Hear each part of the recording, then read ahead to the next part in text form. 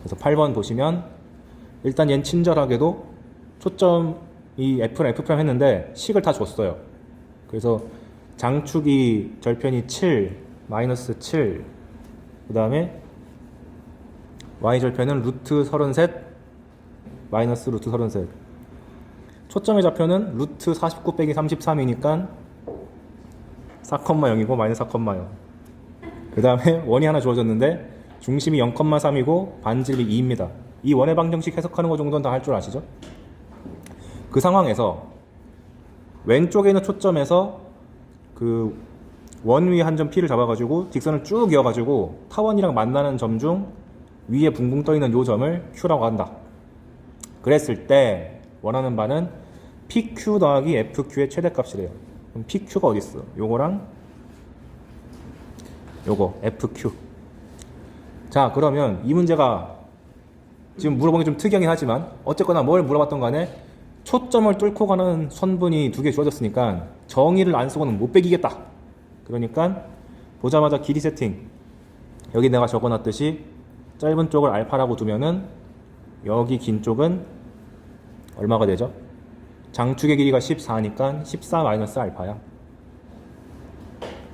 그래서 얘랑 얘를 전체를 다 더하면 14인데 저 빨간색 길이, 구하고 싶은 길이만 딱 빼서 보니까 요 애매한 부분 PF 프라임만 빠진 부분이 그 길이네요.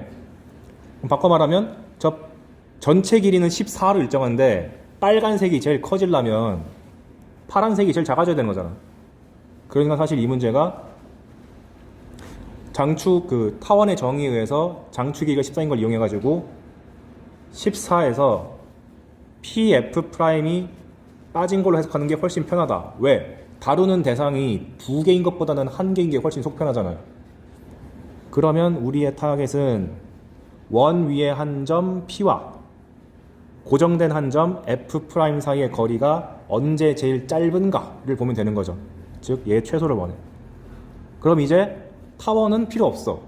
오로지 원과 점 사이의 관계죠. 그 여러분들이 기억하셔야 되는 게 거리에 대한 주제가 기하에서 나올 수밖에 없잖아요. 보통 기하라고 하면은 주요 대상이 점, 각, 거리 이런 거니까. 그래서 거리에 대해서 우리가 배운 게 뭐가 있지? 고1 때? 첫 번째로 배운 게 점과 점 사이 거리. 근데 이거는 철저하게 공식에 의존하죠. 다시 언급하지 않겠습니다. 그 다음에 두 번째는 점과 직선 사이 거리도 공식으로 배웠죠. 생각보다 그닥 다양하게 안 배웠어. 두 개밖에 없어요. 그런데 이거를 너무 직접적으로 내면 그냥 산수 문제밖에 안 되니까 변별력이 안 생겨서 저 점에 해당되는 것을 확장시킨 게 원입니다. 원. 그래서 원과 점 사이의 거리랑 직선과 원 사이의 거리를 어떻게 다뤄야 되는지 아예 암기하고 가야 돼요. 그래서 원과 어떤 점 사이의 거리, 네 번째는 원과 직선 사이의 거리. 근데 둘 다 공통점은 뭐냐면 원이 등장했을 때 가장 먼저 고려해야 되는 두 가지가 중심과 반지름이죠. 사실 원이 등장했다고 하면은 중심과 점 사이 거리, 중심과 직선 사이 거리 이거부터 체크하고 봐야겠다 라는 사고방식을 가져야 됩니다.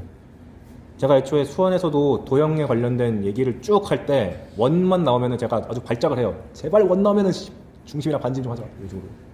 그래서 야 갤럭시 탭 오케이 기강 잡았습니다. 이렇게 해서 바깥에 점이 이렇게 있고 중심이 C고 반지름이 R자리인 원이 있을 때 원이 한 점 P라고 할게요. 그러면은 이 점과 원 위 한 점 P 사이의 거리를 잡을 때 가장 짧을 때랑 가장 길 때를 구할 때는 무조건 중심을 뚫고 지나가야 된다. 쫙. 그런 다음에 중심으로부터 반지름만큼 덜 간 곳이 당연히 최소인 거고 중심에서 반지름만큼 더 간 것이 최대죠. 이 아이디어가 이 기하 끝날 때까지 계속 나옵니다. 그리고 항상 변별력을 가지는 느낌으로 나와요. 꼭 아셔야 돼요. 그리고 이번엔 직선과 원 사이 거리는 보통 최대값은 요구하지 않고요. 당연한 거 아니야? 왜냐하면 원이 여기서 아무리 놀아봤자 직선이 으악 하고서 뒤로 가버리면 최대값은 만들 수가 없잖아요. 무한대니까. 항상 최소만 요구하거든요. 그러면 중심으로부터 직선까지 거리, 수선해발 내린 이 거리를 구하고 나서 반지름만큼 빼준 요 거리가 바로 최소값이 된다. 이거 심심하면 그냥 맨날 나오는 거니까 이걸 아는 상태에서 갑시다. 정리 다 되셨나요? 아, 참고 이거 아마 내용이 수원책에 아예 적혀 있거든요. 어차피 제가 모든 교재를 단톡방에 다 공유했으니까 거기서 뜯어가지고 보셔도 상관없어요. 그럼 현재 이 상황에 다시 돌아가보면 P라는 게 저 원 위에 한 점이었고 F'은 고정된 한 점이니까, 그리고 이게 최소가 되기를 바랬으니까 요 F'로부터 중심까지 거리를 구한 다음에 반지름만큼 빼주면 되겠네. 근데 중심이 0,3이고 F'은 마이너스 4,0이니까 거리가 참 친절하게 5가 나온다. 자연수. 그리고 그 5로부터 반지름 길이인 2를 빼주면 3이 되는 거니까 저 빨간색 길이 합의 최대값은 11 이렇게 답을 낼 수가 있는 거죠. 그러니까 사실 이건 타원은 그냥 재료를 주는 도구로 쓴 거고 원에 대한 성질을 얼마나 잘 알고 있느냐 이걸 물어본 문제입니다. 그래서 고1 기하를 틈날 때마다 계속 봐줘야 돼요. 문제 풀 때마다. 16번 얘도 또 원이 나왔네. 그림과 같이 쌍곡선 좀 불쾌하네. 9분의 4x제곱 빼기 40분의 y제곱은 1이 주어졌다. 그럼 우린 기본적으로 a제곱분의 x제곱 형태가 기분 좋은데 불쾌하게 4가 위에 있네. 그럼 강제로 이 4를 밑으로 내려야 될 텐데 9분의 4x제곱은 9분의 4 곱하기 x제곱인 거고 9분의 4를 강제로 밑으로 내려야 되는 거니까 얘 역수를 취해서 4분의 9분의 x제곱 이렇게 보는 게 맞겠죠. 그래서 여기 내가 답안지에다가도 바꿔놨고, 그리고 초점을 F랑 F' 했는데 식이 다 나와 있으니까 꼭지점이랑 초점은 다 잡아줍시다. 꼭지점은 요 A제곱에 해당되는 게 4분의 9니까 루트 씌우면 2분의 3. 그래서 이게 표시한 거 보이시죠? 그 다음에 4분의 9 더하기 40을 해서 루트 씌운 게 초점인데 둘을 더하면 4분의 169니까 여러분 중학교 때 제곱수에 대해서 세뇌 당해왔죠? 11의 제곱부터 19의 제곱까지. 169는 13의 제곱이니까 4분의 169는 루트 씌우면 2분의 13. 점 F를 중심으로 하고 쌍곡선과 한 점에서 만나는 원을 줬습니다. 근데 쌍곡선과 한 점에서 만나는데 한 점에서 만나려면 여기밖에 없겠네. 꼭지점. 딱 봐도 그림에서 우리가 알기 편하게 줬죠. 그럼 반지름이 요 사이의 거리니까 얼마냐? 5가 되죠? 오케이. 중심이랑 반지름 다 파악했어. 그런 다음에 2, 4분면에 있는 쌍곡선이 한 점 P에서 원에다가 접선을 그었을 때 접점을 Q라 하죠. 근데 PQ가 12다. 그 상황에서 PF'의 길이를 구하시오. 그럼 원하는 길이를 잡아야 되니까 이렇게 알파라고 잡아놨습니다. 내가 이 문제를 골라온 이유, 원과 직선의 관계에 대해서 정리하고 싶어서. 우리가 기본적으로 원이 등장했을 때 약 두 가지 케이스가 있죠. 원이랑 직선이랑 두 점에서 만나는 경우랑 원이랑 직선이랑 한 점에서 만나는 경우. 이런 거 등장하자마자 이 초록색만 보면은 자동으로 지금부터 그릴 거를 다 세팅해야 됩니다. 원 나오면 제일 중요한 게 뭐? 중심과 반지름. 중심을 찍고 그 다음에 반지름이 중요하다고 그랬는데 반지름을 긋는 곳은 원 위에서 특이한 점이라 하면 이름 붙은 점, 교점, 접점 무조건 이어야 된다. 그래서 여기 교점이 두 개가 보이니까 이어줘. 이어서 어디다 쓰느냐면 반지름은 싹 다 길이가 같잖아요. 이등변 삼각형 만들려고 저 짓을 계속 하는 겁니다. 그러면 이등변 삼각형 나왔으니까 자동으로 해야 되는 것이 수선의 발 내리자. 그런 다음에 밑에 있는 길이도 정확하게 반절 나눠지니까 이 초록색만 보고 저 빨간색이랑 파란색을 완성시켜 놓은 다음에 뭔가를 해야 돼. 그게 기본. 그러니까 이거를 보면 다 알거든요. 근데 학생들이 도형 틀려서 나한테 질문하러 오면은 이 중에 뭔가 하나 빼먹고 와요. 그러니까 이건 거의 기계적으로 보자마자 탁 해놓고 뭘 해야지 생각만으로 그냥 하려면은 조건 하나 빼먹게 되니까 힘듭니다. 그 다음 접할 때는 마찬가지로 원에서 제일 중요한 것은 중심과 반지름이니까 중심 찍어주고 접점도 찍어주고 이어주는데 이게 수직이라는 사실을 언제나 써먹어야 되죠. 근데 보통 접선이 하나만 주어지는 경우도 있지만 보통 2개 이상 주어지는데 2개가 주어지면은 필연적으로 뭘 해야 되냐? 다른 접선에도 똑같이 수선의 발 내리고 직각 표시한 다음에 꼭 반띵을 하세요. 중심을 뚫고 두 접선 간의 교점을 잡아서 반띵을 쫙 해줘. 그러면 위에 있는 직각삼각형이랑 아래에 있는 직각삼각형이 합동이 되니까 이 합동인 걸 이용해 가지고 문제 푸는 게 상당히 많이 나옵니다. 수원이든 기하든 미적이든. 그래서 이건 거의 기계적으로 한다고 보시면 되고, 합동인 걸 보통 어떻게 써먹냐면 여기 각도를 반반 놓아먹는다, 이것도 되게 많이 써요. 이 내용은 나올 때마다 계속 강조하면서 알려드릴 테니까 한 달 동안 한번 잘 세뇌 당해봅시다. 그래서 다시 돌아가. 그러면 일단 쌍곡선 등장했는데 초점을 뚫고 지나가는 선분이 등장했으니까 무조건 정의 쓰고 싶어 해서 초점이랑 이어가지고 주축의 길이가 2분의 3의 2배니까 알파 플러스 3이라고 길이 세팅하면 되죠. 그런 다음에 원이 뭔가에 접하고 있으면 무조건 중심이랑 접점이랑 이어서 수직 표시를 만들어 가지고 직각 삼각형 만들어야 돼. 그렇게 놓고 보니까 끝났네. 중학교 때 돌아가잖아. 5, 12 하면 또 오는 숫자 13. 그래서 알파 플러스 3이 13이니까 알파 값은 10. 중학교 때 이것저것 많이 외웠잖아. 뭐 3, 4, 5라든가 5, 12, 13이랑 8, 15, 17이었나? 나도 헷갈리네. 8, 15, 17을 내는 양심 없는 숫자는 별로 없고요. 보통 이 두 개에서 잡혀요. 그 다음 바로 밑에 비슷한 문제가 바로 밑에 있거든요. 이게 2013년 문제고 2016년 3년 만에 다시 부활했다. 똑같이 해봅시다. 쌍곡선 주어졌는데 얘는 좀 친절하네. 16분의 x제곱 빼기 9분의 y제곱은 1.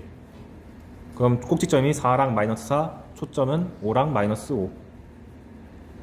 그런데 얘는 특이하게 점 P를 중심으로 하고, 쌍곡선이 한 점 P를 중심으로 하고 선분 PF'을 반지름으로 한대요. 그러니까 얘는 반지름이 변하는 거네. P가 움직일 때마다 반지름 변하는 거니까. 근데 그 원에 대해서, 그 원 위를 움직이는 점 Q에 대해서 FQ 길이의 최대값이 14다. 그랬을 때 원의 넓이를 구하시오. 자, 그러면 방금 배운 거 아닌가? 원 위의 한 점과 어떤 점 사이의 거리의 최대값 어떻게 구한다 했죠? 중심을 뚫고 지나가면서 반지름을 더 더하면 된다 그랬지? 쫙. 그러면 자연스럽게 쌍곡선 정의를 쓰기도 되게 좋은 상황이 됐다.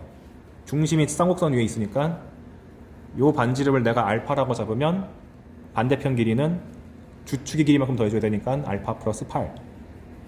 그리고 지금 주어진 원의 반지름이 마찬가지로 알파니까 요 바깥의 점 F로부터 쭉 가면은 여기도 알파가 돼서 2알파 더하기 8이 바로 14가 되니까 알파 값 나왔네. 끝. 얘도 쌍곡선의 탈을 쓴 그냥 원의 방정식 관련 문제다. 9번이야말로 설명할 말이 많은 건데 고1 수학의 중요성을 알려주는 매우 좋은 문제니까 중요도를 좀 높게 잡겠습니다. 아무튼 자, 두 초점이 F랑 F'인 타원이 있다. 숫자 다 줬다. 장축이 꼭지점이 8과 마이너스 8이고 단축은 꼭지점이 4랑 마이너스 4. 그럼 초점은 루트 64 빼기 16이니까 4 루트 3. 그리고 반대쪽은 마이너스 4 루트 3. 오케이. 그리고 1사분면에 점 A가 있는데 두 직선 AF랑 AF'에 동시에 접하고, 즉 초점을 뚫고 지나가는 직선 두 개 그렸는데 얘의 동시에 접하는 원을 그렸대요. 이 그림을 보자마자 중심이랑 접점을 이어서 수직 표시를 안 했으면 이 문제에서 한참 헤맸어야 됐어요. 그 제가 아까 전에 설명해드린 원 나오면 뭐 해라, 거리 나오면 이렇게 해라는 그 문제가 뭘 물어보든 간에 일단 쓰고 봐. 그 공식을. 그 후에 고민해도 안 늦으니까. 그 상황에서 중심이 Y축 위에 있는 원이 있답니다. 그 상황에서 사각형 여기 점 A, 초점 F, 원의 중심 B, 그 다음에 다른 한 초점 F' 해가지고 색깔을 초록색으로 하죠. 요 사각형의 넓이가 72래요. 그랬을 때 반지름을 구하시오. 자, 우리는 삼각형의 넓이는 많이 알고 있는데 사각형의 넓이는 많이 몰라요. 삼각형 넓이는 보통 어떻게 구하지? 가장 근본 당연히 정의지. 2분의 1 밑변 높이. 실제로 정의가 가장 수능에서 많이 나옵니다. 자질구레한 공식은 다 필요 없고 얘가 1순위예요 무조건. 아마 여러분들이 고1 때도 좌표 3개 주어졌을 때 뭐 신발끈 공식인가 이런 거 아마 있을 거 아니야. 필요 없어. 오히려 내신 때는 외워줄 만한 가치가 있을지 몰라도 수능 입장에서는 전혀 필요 없다. 단언하는데. 그리고 두 번째로 배우는 게 중3 때도 잠깐 배웠고 삼각함수 때도 배우는 2분의 1 AB sin 세타. 혹시 기억하시나요? 어떤 구조냐면 여기가 A이고 여기가 B이고 끼인 각이 세타일 때 넓이가 2분의 1 AB sin 세타. 수원 삼각함수에서 얘를 배우다 보니까 학생들이 얘를 먼저 생각하는 경향이 되게 큰데 아니야. 무조건 1번은 정의예요. 그 다음에 2순위가 얘입니다. 그 외에는 거의 쓸모없음. 그리고 이 삼각형 넓이를 활용해서 사각형을 구하려고 다 노력해야 돼. 즉 사각형 나오면은 무조건 얘를 반띵을 해가지고 개별을 구해서 합치겠다는 아이디어가 중요합니다. 우리가 아는 사각형 넓이 공식을 해봤자 직사각형이랑 마름모 정도밖에 없잖아.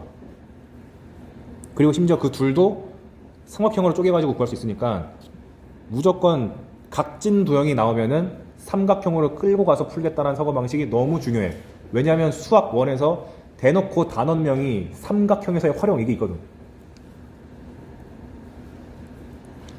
그럼 여기 보이는 이 초록색 사각형도 되게 그지 같으니까 삼각형 두 개로 잘라야 되는데 그럼 선택지가 대각선을 이렇게 그을 수도 있지만 이렇게 그을 수도 있죠. 뭘로 하는 게 더 좋은가를 고민해 보면 아까 전에 수선의 발을 내린 지점을 잘 봐. 이렇게 그었고 이렇게 그었잖아. 그럼 당연히 높이 잡기 쉬운 게 이거잖아. 그러니 대각선을 이걸 잡는 게 타당하다는 게 이 수선의 발을 통해서 확 와닿게 되는 거죠. 그래서 내가 무지성을 딱 받고 시작하라고 한 게 힌트 잡으려고 그런 거예요. 현장에서 내가 이런 말 못 해주잖아. 얘들아 접선에 나오면 뭐 하랬지? 들려야 되는데. 그러면 이렇게 잘랐을 때 위쪽에 있는 삼각형의 넓이를 구하려면 높이는 반지름으로 고정돼 있고 밑변의 길이가 AF. 그 다음에 아래쪽에 있는 삼각형을 째려보면 밑변의 길이가 AF. 아까 위에 거는 AF'이고 얘가 AF, 높이는 여전히 반지름 R. 왜냐면 이거 둔각 삼각형이어도 그 높이는 똑같이 연장선에 수선의 발 그었을 때 나오는 거니까. 자, 근데 여기서 드디어 타원의 정의를 쓸 때가 됐다. 초점을 뚫고 나가는 직선이잖아. 그러니까 당연히 타원의 정의 입각해가지고 한 놈 길이를 알파라고 잡고 다른 한 놈을 16 빼기 알파라고 잡아야지. 그럼 다 된 거 아닌가요? 밑변을 두 개 다 알고 높이는 R로 통일돼 있으니까 이제 계산만 하면 되겠다. 사각형의 넓이는 두 삼각형 넓이로 쪼갤 수가 있는데 한 놈은 밑변이 16 빼기 알파 높이 R, 그 다음에 한 놈은 밑변이 알파 높이 R. 2분의 1 R로 합쳐버리면 8R이 되지. 근데 문제에서 이 넓이가 72라고 줬으니까 너무 쉽게 끝났다. 그 당시 이걸 26번에서 헤맨 친구들은 도형에 대해서 삼각형의 넓이랑 원에 대해서 사고방식이 좀 부족했기 때문에 못 풀진 않는데 한참 돌아갔다. 그 도형만큼은 특정 상황 나오면 이거 무조건 해! 약간 이런 게 필요해요. 34번 해봅시다. 최근에 나온 28번급 문제는 어느 정도 나오는가? 계속 고난이도 문제들은 2차 곡선 자체가 어려운 게 아니라 죄다 중학 고1 도형을 갖고 와서 쓴다는 걸 보여주려고 지금 몇 개 고른 거예요. 34번 두 점 F랑 F'을 초점으로 하는 타원이 주어졌다. 뭐 하러 C를 줬지? 어차피 타원의 방정식이 다 나와 있는데. 일단 타원의 방정식 다 떴으니까 열심히 잡읍시다. 장축의 꼭지점은 4, 마이너스 4. 단축은 2루트 3, 마이너스 2루트 3. 초점은 루트 16 빼기 10이니까 루트 4 해가지고 2,0, 마이너스 2,0 세팅 끝. 그리고 타원 위에 한 점 2,3에서 접선을 그었다. 그럼 저점을 대놓고 준 접선이니까 공식이 x1, x, y1, y. 따라서 16분의 2x 플러스 12분의 3y는 1이라고 잡아서 좀 이쁘게 정리해주면은 이렇게 접선의 방정식을 세울 수 있다. 그러면 그걸 L이라고 했을 때 이번엔 F를 지나고 L과 평행한 직선이 타원과 만나는 점 중 2, 4분면 있는 점을 Q라 하자. 즉 얘랑 평행한 거를 여기다 그었어요. 그리고 만나는 점을 Q라 그러자. 그럼 당연한 얘기지만 이거 밑에 있는 직선을 내가 M이라고 하면 M의 방정식도 구할 수 있죠. 왜냐면 기울기가 이미 나와 있고 지나는 한 점이 2,0이니까.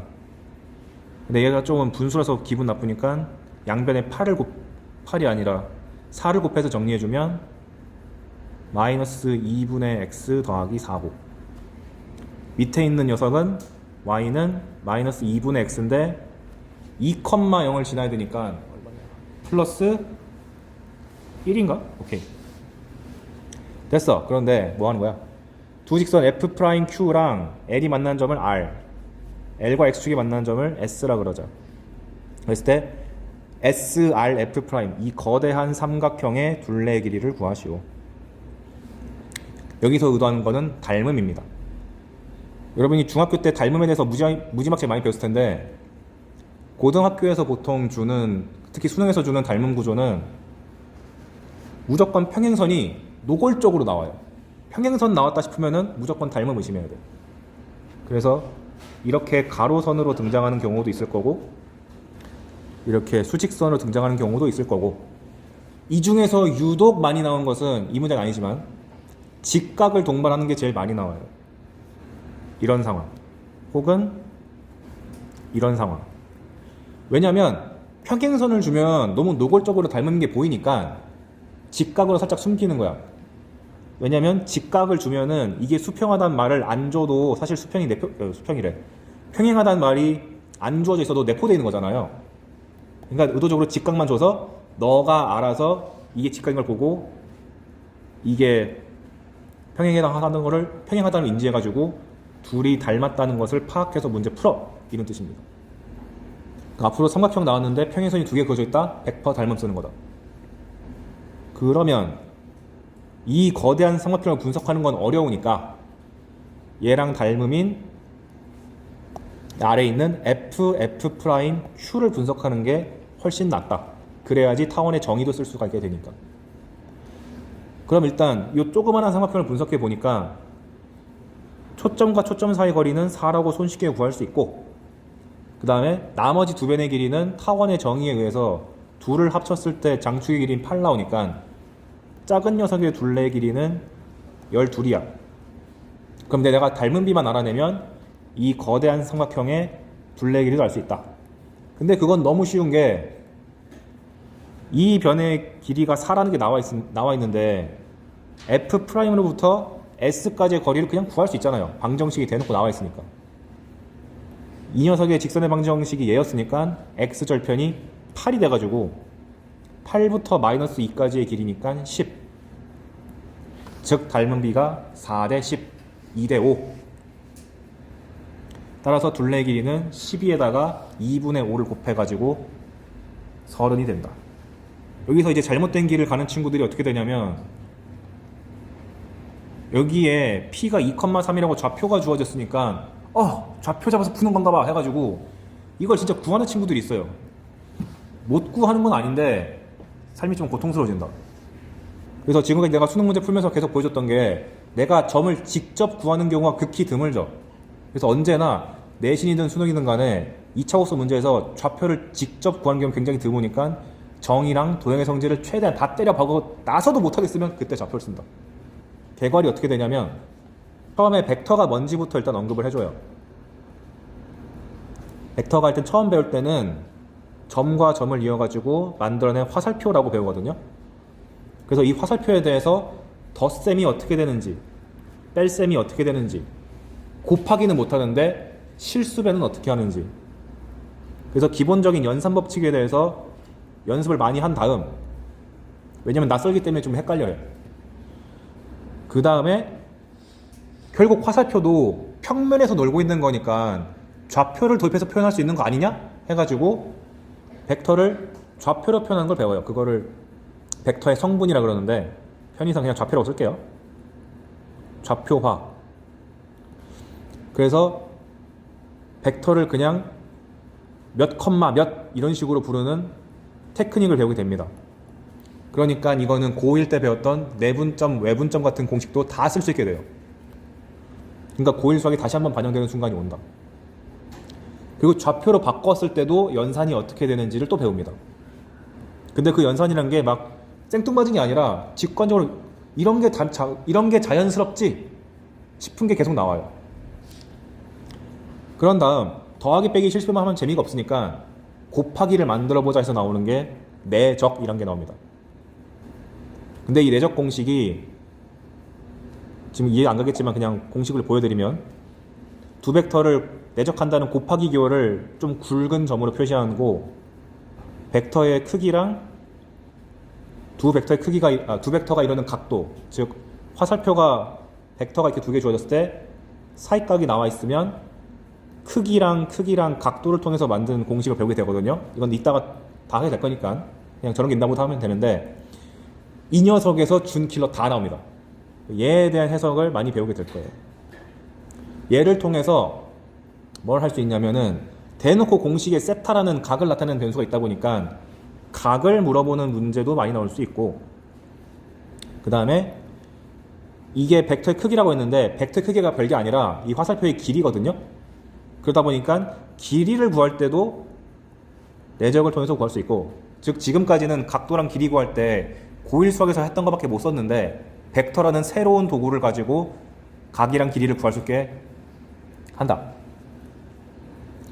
그 다음에 이 벡터의 내적이란 것이 언제 최대값 가지고 언제 최소값 가지는지, 특히 최대 최소 물어보는 문제가 100% 준킬러입니다.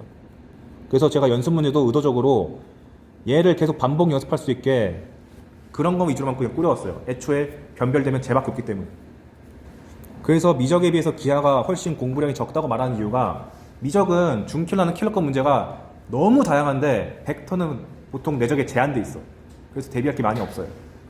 특히 저는 기하를 완벽하게 다 맞는 게 관심이 없습니다. 그럼 진짜 쉬워져. 그리고 나서 이 내적을 통해 가지고 또 뭐도 하냐면 우리가 지금까지 배운 두 개의 도형, 직선과 원을 어떻게 벡터를 이용해서 표현하지? 에 대해서 배우게 됩니다. 근데 그 벡터 표현이 몇 개 없어요. 그것만 달달달 외우면은 얘도 푸는데 큰 지장이 없다.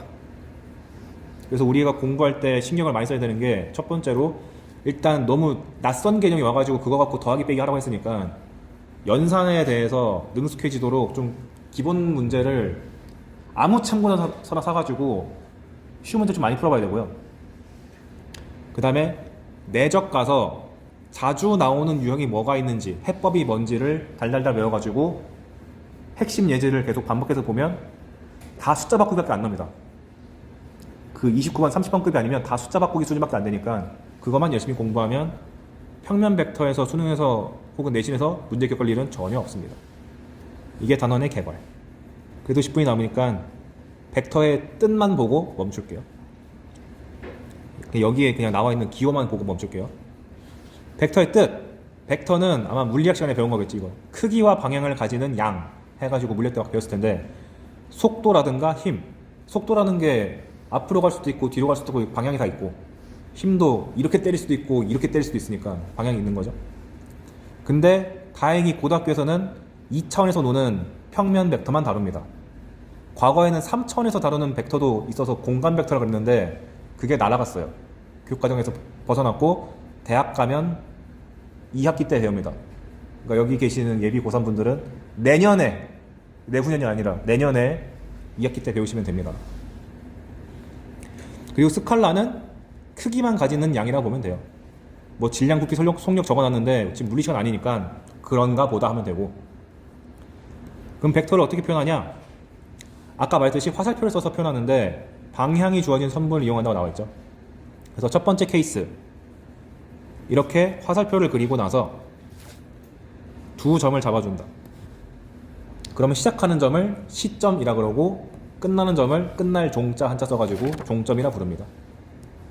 그래서 이 벡터 이름을 스타트가 A고 B로 끝난다 해서 방향이 A에서 B로 간다 이렇게 써요. 이거를 참고로 그럼 A에서 B로 가는 걸 이렇게 쓰면 안 되나요? 네, 안 돼요. 무조건 왼쪽에서 오른쪽으로 가는 화살표 써야 된다. 그리고 항상 대문자 써야 되고요. 그리고 이 벡터의 크기를 선분 AB의 길이라고 봅니다. 근데 그 크기 표현을 절대값 기호랑 똑같은 걸 써요. 그래서 원래는 절대값이란 말이라고 하면 안 되는데 너무 똑같이 생겼으니까 그냥 벡터 AB의 크기를 이렇게 쓰고 실제로 구할 때는 그냥 AB의 선분의 길이로 구하면 된다. 이렇게 보시면 되겠습니다. 이거 절대값이라고 부르면 안 돼요. 그런데 매번 알파벳을 쓰기가 귀찮을 때가 있어서 좀 더 간략하게 쓸 수가 있습니다.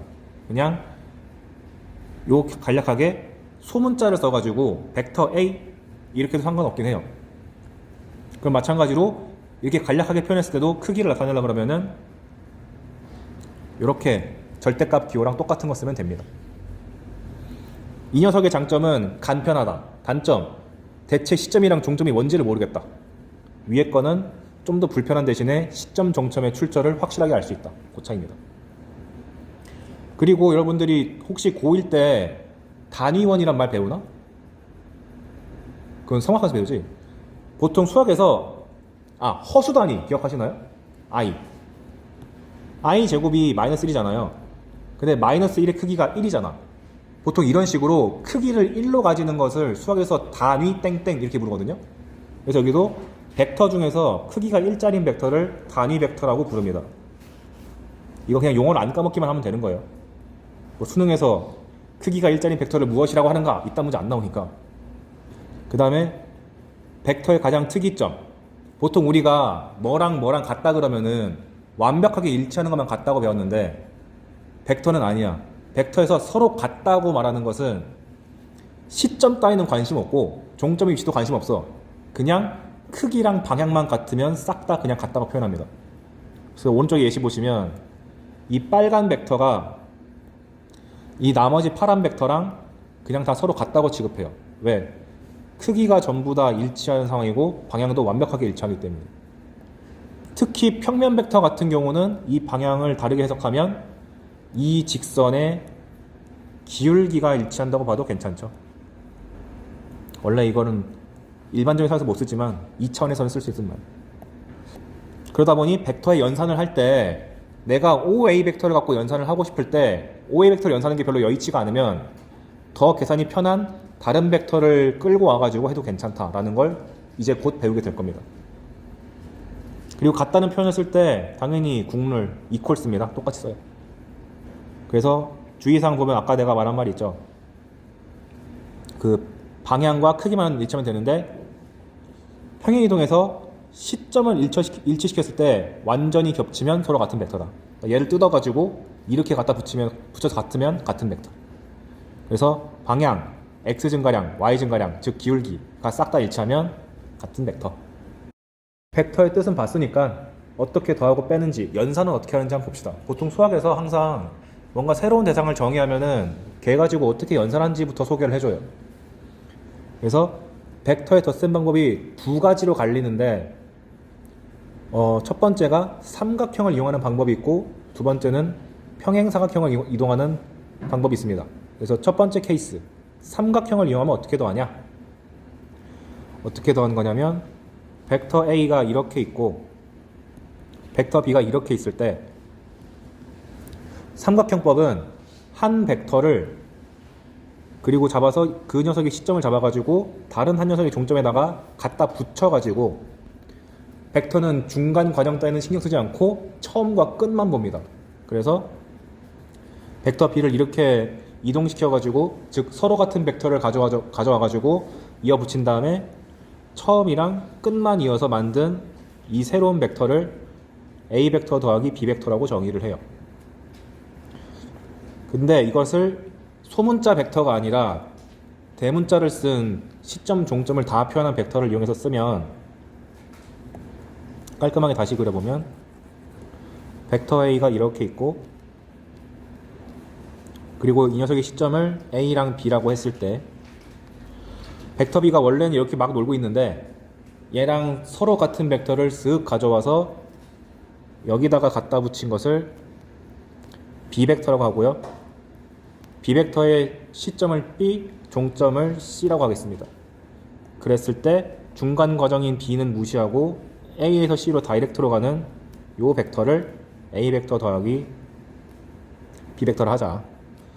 그래서 이거의 용도는 뭐냐면 벡터가 방금 내가 썼듯이 시점, 종점이 다 표현된 경우 AB 벡터랑 즉 A 벡터랑 BC 벡터 소문자 B 벡터를 더한 결과가 중간 과정 무시하고 AC 벡터라고 했는데 이렇게 알파벳으로 구성된 벡터를 합은 종점과 시점이 일치하는 게 이렇게 보이면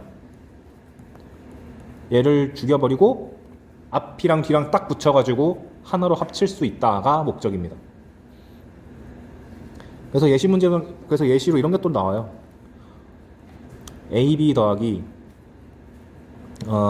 CD 더하기 BC 벡터를 간단히 하시오 라고 하면은 첫 번째 간단한데요? 하거나 그렇게 하면 혼나니까 끝이랑 시작을 붙일 수 있는 요소를 찾아봅시다. 그럼 먼저 AB랑 붙일 수 있는 거 찾아보니까 BC랑 합칠 수 있네. 그래서 AB랑 BC랑 합쳐서 AC 벡터라고 고치는 거고 마침 AC의 끝이 C고 CD 앞은 또 C니까 둘을 합쳐가지고 A랑 D만 남겨서 하나의 벡터로 합칠 수가 있다. 이렇게 알파벳으로 잔뜩 제시되었을 때 합친 용도로 많이 쓰니까 요거에 좀 초점 맞춰서 공부하시면 됩니다. 삼각형법은. 제가 그려놓은 건 뭐냐면 동일한 크기의 벡터 A, B를 줬을 때 그러니까 A랑 B의 크기는 일정한데 둘이 이루는 각도에 따라서 어떻게 합해지는지를 보여드리는 거예요. 그래서 예각인 경우는 조금 이렇게 길쭉하게 잡히고 직각이면은 조금 짧아지겠죠? 둔각이면은 이렇게 예각처럼 보일 텐데 시점을 일치시키면 실제로는 이루는 각도는 이렇게 되니까 시점을 일치시켰을 때 각도를 벡터가 이루는 각도라고 그래요. 아우 매우 나이스한 질문 감사합니다. 그럼 보면은 알겠지만 벡터랑 A랑 B가 크기가 일정할 때 각이 작아지면 작아질수록 더한 거의 크기는 커지고요. 각이 커지면 커질수록 180도에 가까워질수록 얘가 좀 줄어듭니다. 이 내용이 뒤에서 고난이도로 나와요. 지금 미리 한번 떡밥 주는 거예요.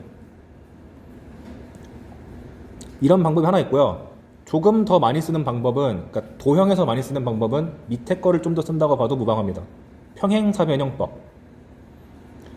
얘는 아까 전에는 시점이랑 종점을 붙여가지고 알파벳을 처리할 수 있는 좋은 방법인데 얘는 시점을 일치시켜서 더해가지고 직관적으로 그림이 잘 보이게 하는 방법입니다. 무슨 말이냐?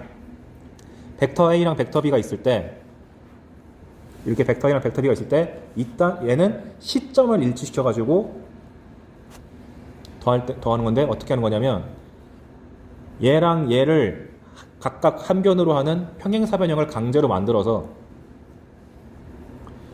요 시점과 평행사변형에서 마주보는 요 점으로 향하는 걸 만들면 이게 똑같이 A 더하기 B 벡터가 돼요. 근데 왜 그런 거 하니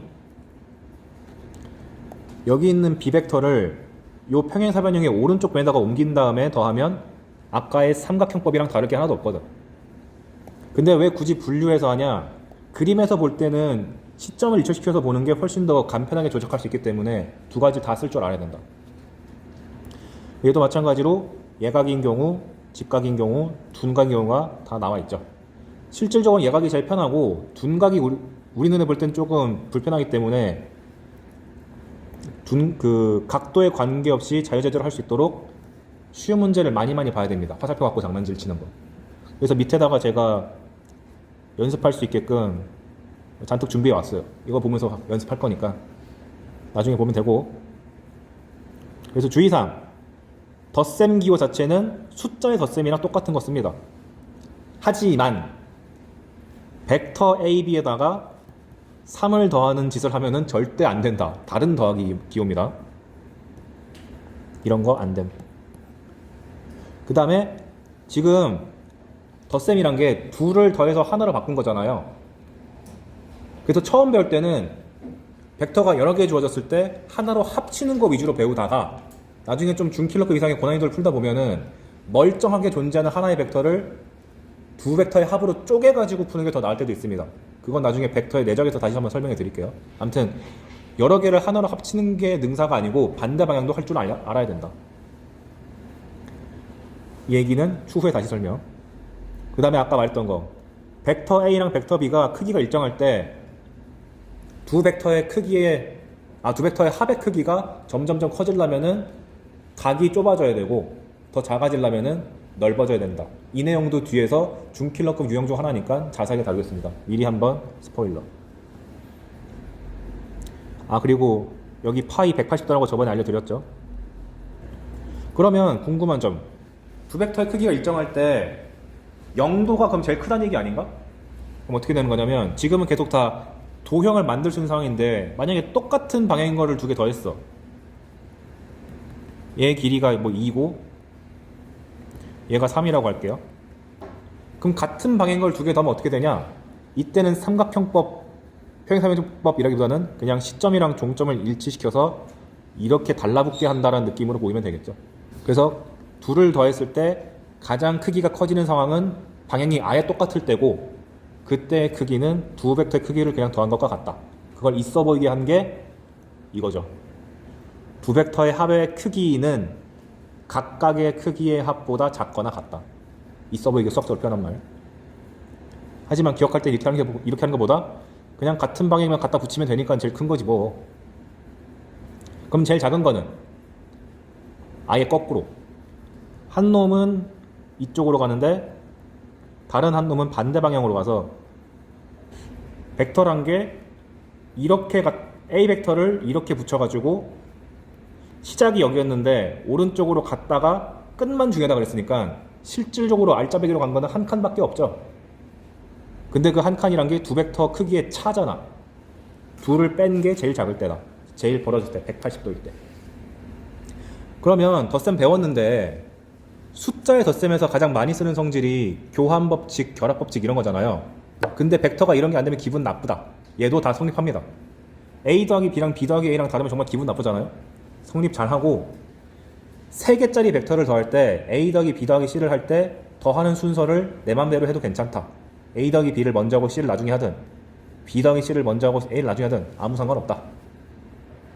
그래서 아까 이미 자연스럽게 이런 식으로 되어 있는 벡터의 합을 내가 처리하기 쉬운 순서대로 AB랑 BC를 합치기 좋으니까 AC로 바꾸고 AC랑 CD랑 합치기 좋으니까 AD로 바꾸고 이런 작업을 그냥 자유자재로 하면 되겠습니다. 증명은 생략. 어차피 고등학교 수준에서 나오는 증명이 비수학적이에요. 실제로 여러분 나중에 교과서 받아서 읽어보시면 그냥 그림으로 퉁치는 걸 알 수 있어요. 그 다음에 우리가 숫자에서 0이 있듯이 벡터에도 0의 역할을 하는 게 하나 있습니다. 0벡터. 뭐냐면 시점과 종점이 일치하는 벡터를 0벡터라고 그래요. 굉장히 특이한 놈인데 기호로는 0이라고 쓰면 절대 안 되고 벡터기 때문에 어쨌거나 화살표 기호를 써줘야 됩니다. 근데 이런 경우는 시점이랑 종점이 같으면 화살표를 그릴래야 그릴 수가 없죠. 그래서 특이하게 크기를 0이라고 정의합니다. 그러면은 아니 벡터는 방향이 있다며 여기 방향이 어디 있어? 대학교에서는 방향을 모든 방향이라 하거든요. 근데 그런 말 하면은 학생들이 싫어할까봐 고등학교에서는 그냥 방향은 생각하지 않는다라고 말합니다. 그러니까 0벡터 갖고 방향 갖고 시비 거는 문제는 절대 나오지 않으니까 그냥 얘는 좀 특이한가 보다 하고 넘어가면 돼요. 수학적으로 계산 구조를 이쁘게 만들기 위해서 도입된 거라고 생각하면 됩니다. 그러면은 더하기를 받고 0을 받으면 반대편인 마이너스도 있어야 될 거 아니야. 그게 원래 용어가 역벡터라고 원래는 있었는데 교과서상에서 그 의미 빠졌어요. 근데 내가 매번 방향이 반대인 벡터 하면은 말이 너무 기니까 역벡터라 하면은 마이너스 붙은 벡터라고 인지를 해주세요. 그래서 벡터 A랑 크기가 같은데 방향이 그대로 반대인 벡터는 마이너스 A 벡터라고 부릅니다. 마치 우리가 실수해서 수직선상에서 0이 있고 3이 있고 마이너스 3이 있으면은 얘는 같은 크기인데 오른쪽 방향, 음수는 반대 방향 이렇게 하듯이. 그 다음에 알파벳 그 대문자를 썼을 때는 AB 벡터랑 크기가 같고 방향이 반대인 벡터는 당연히 마이너스 AB 벡터라고 쓰면 되긴 하는데, 그럼 바꿔 말하면은 시작이 B고 끝이 A로 바뀐 거니까 BA 벡터라고 써도 괜찮다. 그래서 이렇게 시점, 종점이 다 나와있을 때 마이너스 부호를 삼키는 대신 앞뒤를 바꿀 수 있다는 것도 정리할 때 굉장히 중요한 거니까 알아주셔야겠다. 그러니까 숫자의 전개 방식이랑 똑같죠. 일단 숫자가 뭔지를 알려주고 걔네 갖고 더하기 하는 거 알려주고 0이라는 새로운 숫자를 도입하고 그걸 통해서 또 음수라는 것도 도입하고. 주의사항, 당연한 얘기지만 원래 벡터랑 역벡터랑 크기는 다르지 않다. 방향만 바꿨으니까. 그 다음에 역벡터에 역벡터를 걸면 다시 자기 자신이다. 당연하지. 마이너스 2번 걸었으니까 플러스일 거 아니야. 그리고 숫자 0과 똑같이 어떤 벡터에다가 0을 더해봤자 다시 자기 자신이다. 그리고 숫자랑 똑같이 플러스에다가 마이너스를 더하면 0 나오잖아요. 똑같이 원래 벡터에다가 0벡터 더하면 0벡터다. 왜냐면은 시점이 여기고 종점이 여기로 갔다가 다시 돌아와야 되잖아. 그러니까 시점과 종점이 일치하게 되기 때문에 0벡터가 된다. 즉 숫자랑 구조가 똑같으니까 안심하고 덧셈 하세요 라고 주는 거예요. 그럼 이제 음수를 배웠으니까 뺄셈을 자유자재로 할 수 있게 됐죠. 두 벡터에 대해서 뺄셈은 어떻게 정의하냐? 우리가 뺄셈을 배울 때 두 가지 방식으로 배웠어요. 초등학교 때는 3에다가 뭐를 더하면 오지요 하면서 막 배운 다음에 네모가 2요 라고 애들이 대답하면은 그때 이 네모를 5 빼기 3이라고 해요. 이런 식으로 덧셈을 활용해서 정의하는 경우가 하나 있고, 벡터도 똑같이 가요. 그 다음에 머리가 좀 컸어. 중학교로 가면 이제 음수를 배우니까 빼기라 함은 사실 덧셈입니다 해가지고 5 빼기 3이란 것은 사실 5 더하기 마이너스 3입니다. 이렇게 바라보는 관점이 있죠. 그래서 두 가지 방식을 다 아셔야 되는데 제가 권장드리는 바는 밑에입니다. 근데 교과서는 처음부터 대뜸 이렇게 가면 힘들어하니까 얘부터 소개시켜줘요.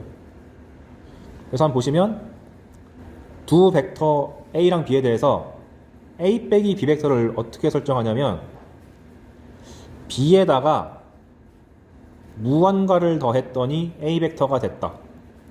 그 무언가를 만족하는 것을 A 빼기 B라고 합니다. 맞잖아. 여기 A 빼기 B 들어가면은 마이너스 B가 소거돼가지고 날아가니까. 그래서 그림상 보면 여기 A 벡터가 있고 B 벡터가 있을 때 A 빼기 B라 하면은 B만큼 갔을 때 A로 도달하기 위해서 필요한 벡터. 그러니까 방향이 B에서 A로 향하게 된다. 그래서 이게 무지하게 헷갈려요. 벡터 두 개 나왔을 때 A 빼기 B가 BA인지 AB인지가 조금 헷갈립니다.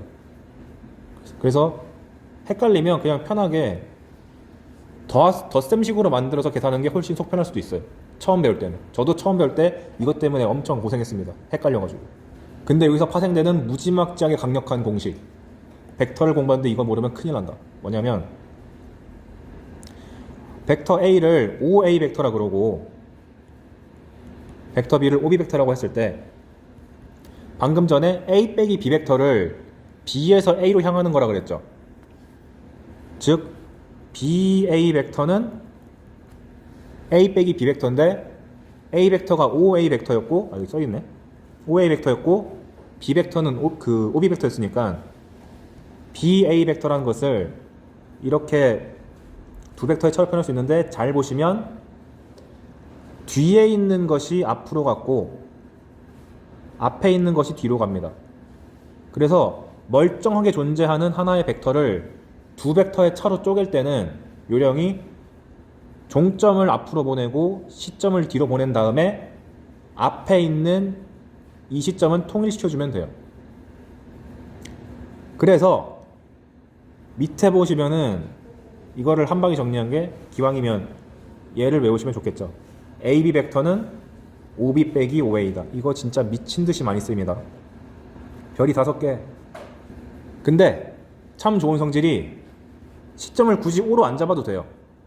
O가 아니라 P든 Q든 X든 뭐든 자기 취향에 맞는 거 아무거나 골라 잡아가지고 순서만 어쩌고 B 빼기 어쩌고 A로 맞춰주면 무조건 성립하게 되어 있습니다.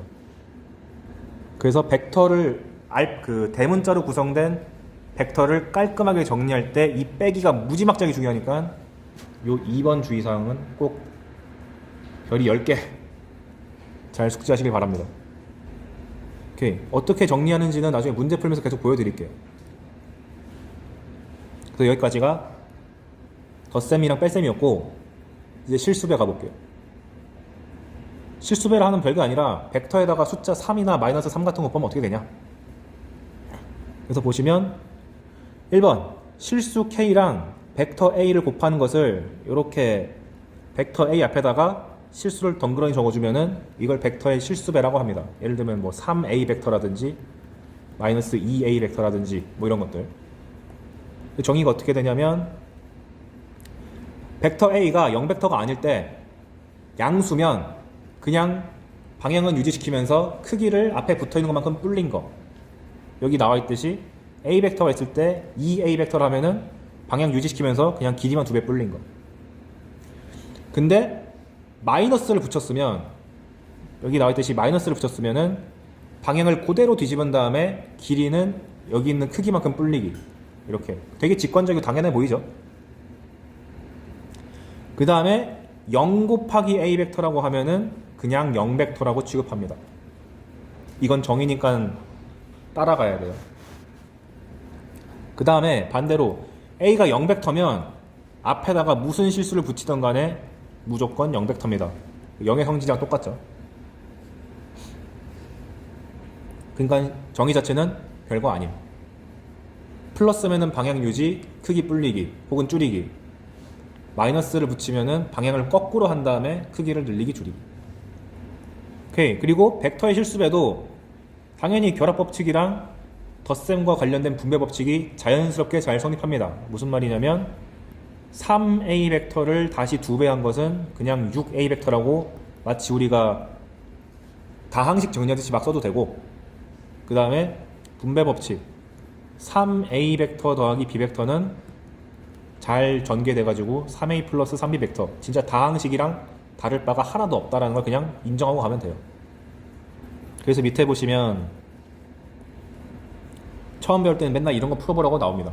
이거 전개해서 깔끔하게 해보세요 하면서 그냥 다항식 다 배웠으니까 전개하고 전개해서 고1 때 했던 일을 다시 한번 하면 돼요. 그러니까 굳이 언급하지 않고 넘어가겠습니다. 근데 이 실수배랑 연계해서 문제가 될 수 있는 것은 얘입니다. 벡터의 평행. 무지하게 중요하고 준킬러까지 올라갈 수 있는 개념. 뭐냐? 벡터의 평행은 두 벡터가 일단 0이 아니라는 전제가 필요하고 벡터의 방향이 같거나 반대일 때 서로 평행하다고 한다. 근데 방향이 같다는 얘기는 한 놈 벡터 A가 이렇게 있을 때 다른 한 놈이 크기가 방향만 똑같지 크기는 어떻게 될지 모르는 거잖아요. 그리고 방향이 다르다는 얘기는 이걸 거꾸로 뒤집은 다음에 크기가 어떻게 될지 모르는 거죠.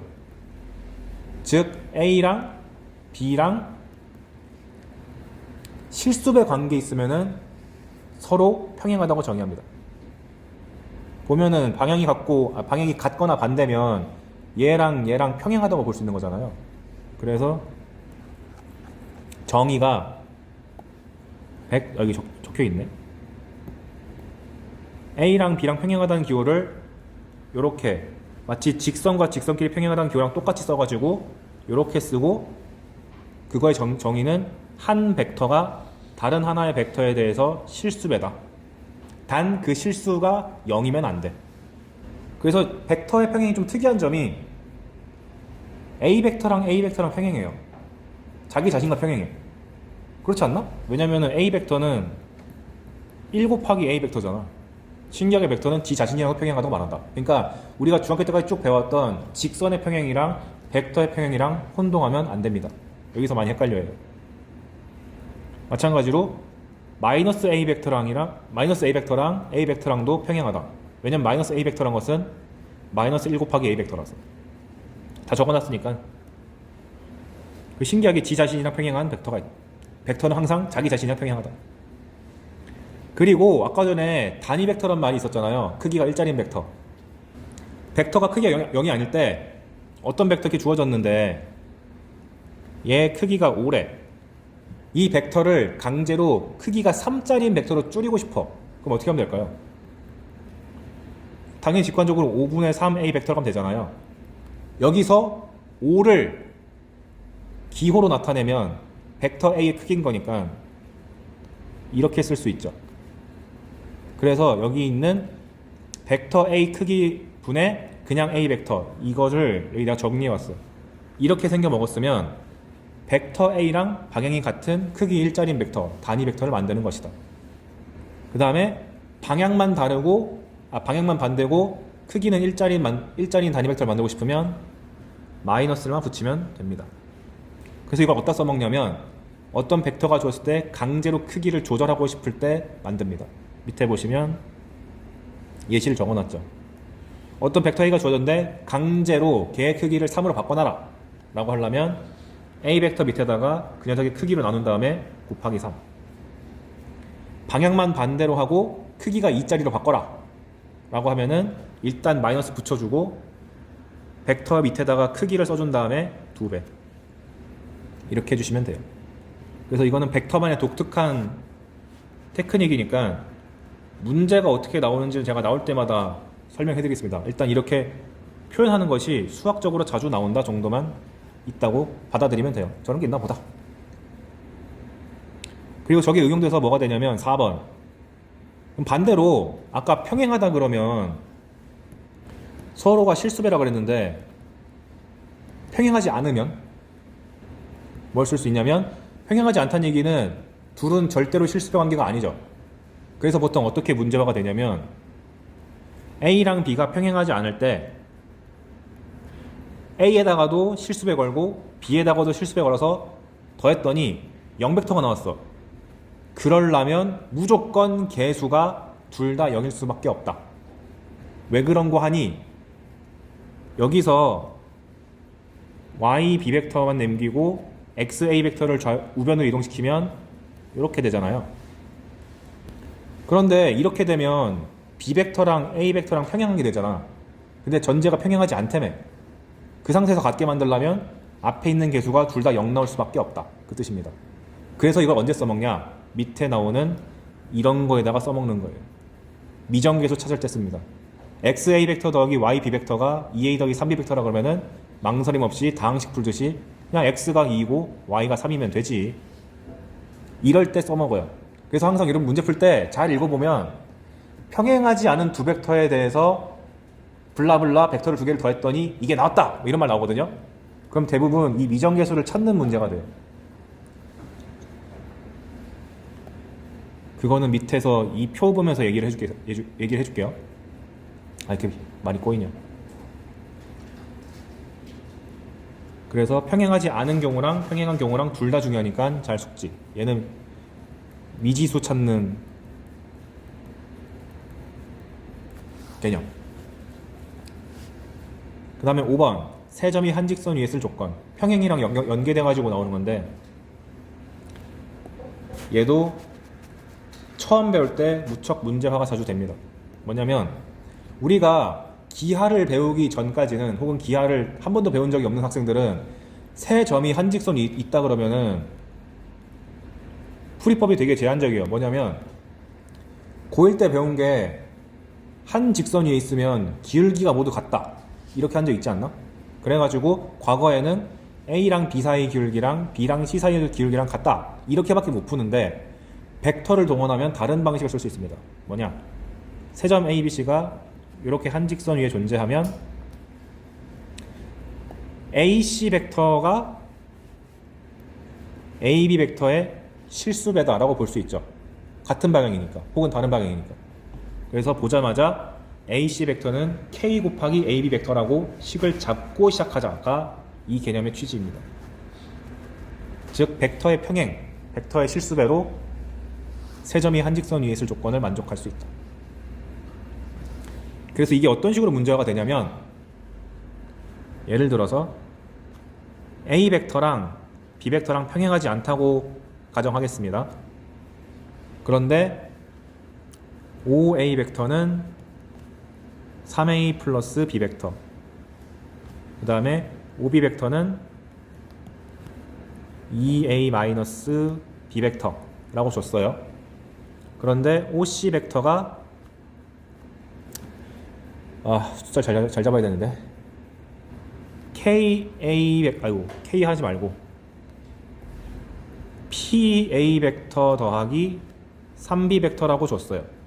그랬을 때 세 점 A, B, C가 한 직선 위에 존재한다. P를 구해봐. 이런 식으로. 그러면 방금 배운 게 A, B, C가 한 직선이 있으면 무조건 이렇게 잡으려면, 그럼 잡아보시면 AC 벡터가 KAB 벡터가 될 텐데, 아까 전에 벡터의 빼기를 제가 알려드렸죠. 어떤 벡터 AB가 있으면 얘를 OB 빼기 OB 빼기 OA라고 바꿀 수 있다며. 즉 이 빼기란 건 언제 써먹냐, 문제 상황에서 분명히 시점을 이렇게 제시를 해줄 거예요. 근데 실질적으로 내가 세운 식이 시점이 이게 아니야, O가 아니야, 이렇게. 그러면 강제로 이 빼기 공식을 통해서 전부 시점을 O로 일치시켜준다. 그때 써먹는 겁니다. 그래서 이 문제가 모든 교과서에 다 실려있어요. 모든 개념을 한 방에 정립하는 문제라서. 수능 특강을 사도 무조건 적혀 있습니다. 그래서 AC 벡터를 OC 빼기 OA라고 적어주시고, AB 벡터는 OB 빼기 OA라고 적어주시면 되지. 그런 다음에 OC는 PA 더하기 3B 벡터니까 써주시고, OA 벡터는 3A 더하기 B 벡터인데 빼기니까 마이너스 3A 마이너스 B는 K 곱하기 OB 빼기 OA니까 OB에서 OA를 빼면은 마이너스 A 벡터 마이너스 2B 벡터. 그래서 정리하면 A끼리 묶으면 P 마이너스 3A 벡터 플러스 2B 벡터가 마이너스 KA 벡터 마이너스 2KB 벡터가 되니까, 열심히 정리한 다음에 개수 비교하면 된다. 왜냐면 A랑 B랑 평행하지 않다 그랬으니까. 그래서 2가 마이너스 2K니까 K 값은 마이너스 1 되는 거고, P 마이너스 3이 마이너스 K가 되는 거니까 P 마이너스 3이 1이 돼가지고 P가 4가 된다. 이렇게 P 값을 구할 수 있는 거예요. 그래서 이 한 문제에 방금까지 배웠던 게 거의 다 녹아들어 있으니까 잘 기억하기 바랍니다. 얘는 점수 주는 문제의 수준이에요. 근데 개념 복습하기 좋아서 여러분이 참고서 아무거나 사도, 교과서 아무거나 짚어도 얘 있으니까 꼭 아시길 바랍니다. 주의사항 1번. 지금 보면 AC랑 AB라고 했기 때문에 시점이 일치하잖아요.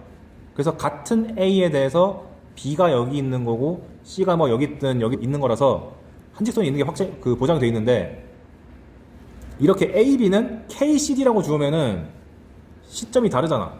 그럼 두 가지를 상정해야 돼. 뭐냐면 운 좋게 ABCD가 다 한 직선 위에 있는 경우. 그럼 얘도 AB랑 CD랑 실수배 관계죠. 근데 케이스 2는 AB랑 CD랑 평행한 직선 위에 있는 경우. AB는 여기 있고 CD는 여기 있는 경우. 그래서 두 가지를 다 상정을 해야 된다. 우리가 배운 건 세 점에 대해서만 배운 거지 4개 점 나오면은 케이스 분류할 줄 알아야 된다. 그리고 2번. 아까 전에 AC는 KAB 벡터가 세 점이 한 직선 위에 있을 조건이라고 배웠는데, 얘를 아까 전에 봤었던 벡터의 차를 이용해서 표현하면 얘가 OC 빼기 OA로 고쳐지고 AB는 OB 빼기 OA로 고쳐지는데, OC만 남기고 다 오른쪽으로 옮겨볼게요. 그러면 OC는 여기 있는 마이너스 KOA랑 OA랑 합쳐져가지고 1-k OA 벡터, 그 다음에 k OB 벡터 이렇게 되죠. 놀라운 사실, 둘의 합이 항상 1로 일정합니다. 이게 뭐가 놀랍냐? 내분점 외분점 공식 혹시 기억하시나요? A, B를 M 대 N 내분한 것을 표현하면 M 플러스 N분의 MB랑 나잖아요. 이렇게 외분하는 것은 M 마이너스 N분의 MB와 나잖아요. 근데 잘 봐. 얘를 개수를 쪼개서 생각해보면은 M 플러스 N분의 MB 플러스 M 플러스 N의 NA인데 얘를 내가 K라고 잡으면 얘가 얼마 나와야 돼? 둘이 합쳐서 1이잖아. 1 빼기 K죠. 내분 외분이랑 무지하게 관련이 깊다. 그래서 뒤에서 내분이랑 외분으로 해석하는 방식을 다 알려드릴 거고, 계산적으로 어떻게 꼼수를 써먹을 수 있는지까지도 다 한번 소개하는 시간을 갖도록 할 거니까, 한 직선이 있다는 게 두 가지 의미다. 첫 번째는 벡터를 잡았을 때 평행하다. 교과서가 제시한 방법. 그리고 문제 풀 때 좀 더 도움되는 것은 내분 벡터랑 외분 벡터의 관계로 내가 해석할 수도 있겠다. 이거에 대한 디테일은 다음 주에.